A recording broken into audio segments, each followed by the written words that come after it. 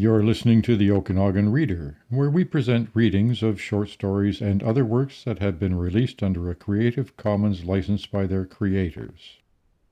In keeping with the license, these recordings are released under a matching license.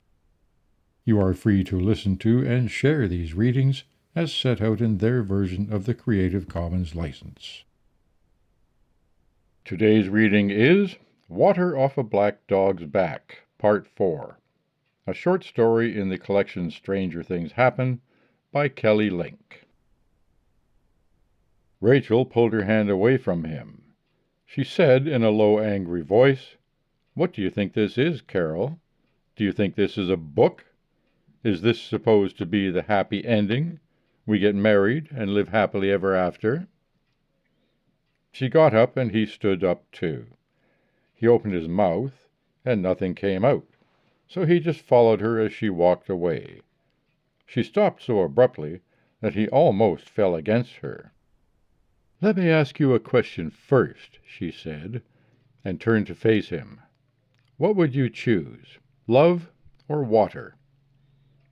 The question was so ridiculous that he found he was able to speak again. "What kind of question is that?" "Never mind. I think you'd better take me home in your car," Rachel said. "It's starting to snow." Carol thought about it during the car ride. He came to the conclusion that it was a silly question, and that if he didn't answer it correctly, Rachel wasn't going to marry him. He wasn't entirely sure that he wanted to give the correct answer, even if he knew what it was. He said, "I love you, Rachel." He swallowed, and he could hear the snow coming down, soft as feathers on the roof and windshield of the car. In the two beams of the headlights, the road was dense and white as iced cake, and in the reflected snowlight, Rachel's face was a beautiful greenish color. "Will you marry me anyway? I don't know how you want me to choose." "No." "Why not?" They had reached the farm. He turned the car into the driveway and stopped. "You've had a pretty good life so far, haven't you?" she said. "Not too bad," he said sullenly. "When you walk down the street," Rachel said, "do you ever find pennies?" "Yes," he said. "Are they heads or tails?" "Heads, usually," he said. "Do you get good grades?" "A's and B's," he said. "Do you have to study hard? Have you ever broken a mirror? When you lose things," she said, "do you find them again?" "What is this, an interview?" Rachel looked at him. It was hard to read her expression, but she sounded resigned. "Have you ever even broken a bone? Do you ever have to stop for red lights?" Okay, he snapped. "My life is pretty easy. I've gotten everything I ever wanted for Christmas, too. And I want you to marry me, so of course you're going to say yes." He reached out, put his arms around her. She sat brittle and stiff in the circle of his embrace, her face turned into his jacket. "Rachel?" "My mother says I shouldn't marry you," she said. "She says I don't really know you, that you're feckless, that you've never lost anything that you cared about, that you're the wrong sort to be marrying into a family like ours." "Is your mother some kind of oracle because she has a wooden leg?" "My mother knows about losing things," Rachel said, pushing at him. "She says it'll hurt, but I'll get over you." "So tell me, how hard has your life been?" Carol said. "You've got your nose and both your legs. What do you know about losing things?" "I haven't told you everything," Rachel said, and slipped out of the car. "You don't know everything about me." Then she slammed the car door. He watched her cross the driveway and go up the hill into the snow. Carol called in sick all the next week. The heating unit in his apartment wasn't working, and the cold made him sluggish. He thought about going into the library just to be warm, but instead he spent most of his time under the quilt that Mrs. Rook had made, hoping to dream about Rachel. He dreamed instead about being devoured by dogs, about drowning in icy black water. He lay in his dark room under the weight of the scarlet quilt, when he wasn't asleep, and held long conversations in his head with Rachel about love and water.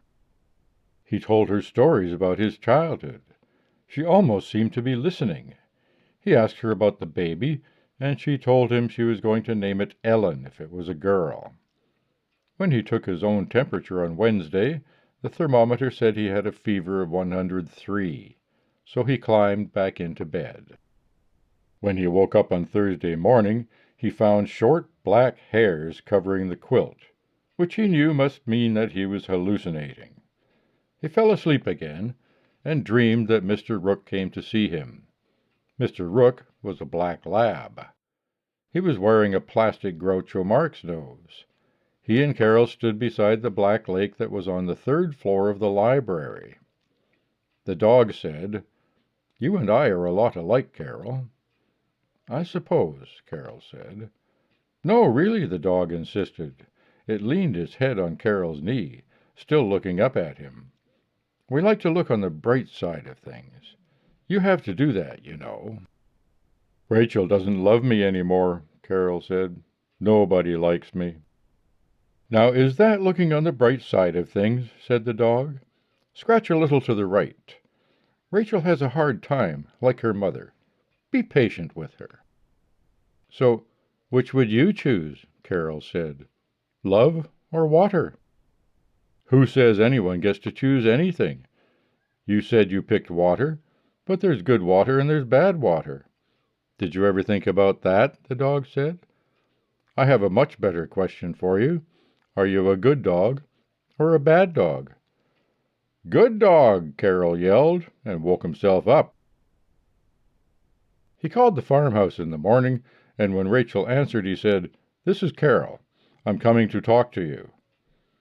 But when he got there, no one was there. The sight of the leftover Christmas trees, tall and gawky as green geese, made him feel homesick. Little clumps of snow like white flowers were melting in the gravel driveway. The dogs were not in the barn, and he hoped that Mrs. Rook had taken them down to the pond. He walked up to the house and knocked on the door. If either of Rachel's parents came to the door, he would stand his ground and demand to see their daughter. He knocked again, but no one came. The house, shuttered against the snow, had an expectant air, as if it were waiting for him to say something. So he whispered, "Rachel, where are you?" The house was silent. "Rachel, I love you. Please come out and talk to me. Let's get married. We'll elope. You steal your mother's leg, and by the time your father carves her a new one, we'll be in Canada. We could go to Niagara Falls for our honeymoon. We could take your mother's leg with us, if you want. Ellen, I mean. We'll take Ellen with us." Carol heard a delicate cough behind him, as if someone were clearing their throat. He turned and saw Flower and Acorn and their 6 enormous children sitting on the gravel by the barn next to his car. Their fur was spiky and wet, and they curled their black lips at him. Someone in the house laughed, or perhaps it was the echo of a splash down by the pond. One of the dogs lifted his head and bayed at him. "Hey," he said, "good dog, good Flower, good Acorn. Rachel, help!" She had been hiding behind the front door. She slammed it open and came out onto the porch. "My mother said I should just let the dogs eat you," she said, "if you came." She looked tired. She wore a shapeless woolen dress that looked like one of her mother's. If she really was pregnant, Carol couldn't see any evidence yet. "Do you always listen to your mother?" he said. "Don't you love me?" "When I was born," she said, "I was a twin. My sister's name was Ellen. When we were 7 years old, she drowned in the pond. I lost her. Don't you see? People start out losing small things like noses. Pretty soon, you start losing other things too. It's sort of an accidental leprosy. If we got married, you'd find out. Carol heard someone coming up the path from the pond, up through the thin ranks of Christmas trees. The dogs pricked up their ears, but their black eyes stayed fastened to Carol. "You'd better hurry," Rachel said. She escorted him past the dogs to his car. "I'm going to come back." "That's not a good idea," she said. The dogs watched him leave, crowding close around her, their black tails whipping excitedly. He went home, and in a very bad temper, he picked up the quilt to inspect it. He was looking for black hairs he had seen that morning, but of course there weren't any. The next day he went back to the library. He was lifting books out of the overnight collection box when he felt something that was neither rectangular nor flat. It was covered in velvety fur and damp. He felt warm breath steaming on his hand. It twisted away when he tried to pick it up, and when he reached out for it again, it snarled at him. He backed away from the collection box, and a long black dog wriggled out of the box after him.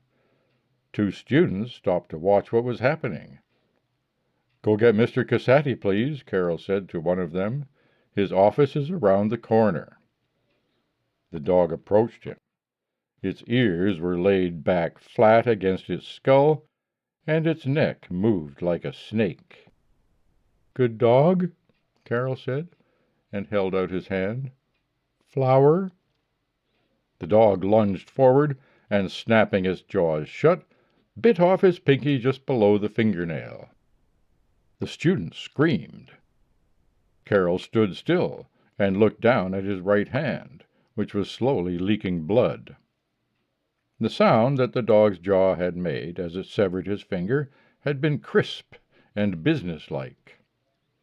The dog stared at Carol in a way that reminded him of Rachel's stare. "Give me back my finger," Carol said. The dog growled and backed away. "We have to catch it," the student said, "so they can reattach your finger. Shit, what if it has rabies?" Mr. Cassetti appeared, carrying a large flat atlas, extended like a shield. "Someone said that there was a dog in the library," he said. "In the corner over there," Carol said. "It bit off my finger." He held up his hand for Mr. Casati to see, but Mr. Casati was looking towards the corner and shaking his head. He said, "I don't see a dog." The two students hovered, loudly insisting that they had both seen the dog a moment ago while Mr. Casati tended to Carol. The floor in the corner was sticky and wet, as if someone had spilled a Coke. There was no sign of the dog. Mr. Casati took Carol to the hospital, where the doctor at the hospital gave him a shot of codeine and tried to convince him that it would be a simple matter to reattach the fingertip. "How?" Mr. Casati said. "He says the dog ran away with it." "What dog?" "It was bitten off by a dog," Carol told the doctor. The doctor raised his eyebrows. "A dog in a library? This looks like he stuck his finger under a paper cutter. The cut is too tidy. A dog bite would be a mess. Didn't anyone bring the finger?" "The dog ate it," Carol said. "Mrs. Rook said the dog would eat me, but it stopped. I don't think it liked the way I tasted." Mr. Casati and the doctor went out into the hall to discuss something. Carol stood at the door and waited until they had turned toward the nurse's station. He opened the door and snuck down the hallway in the opposite direction and out of the hospital.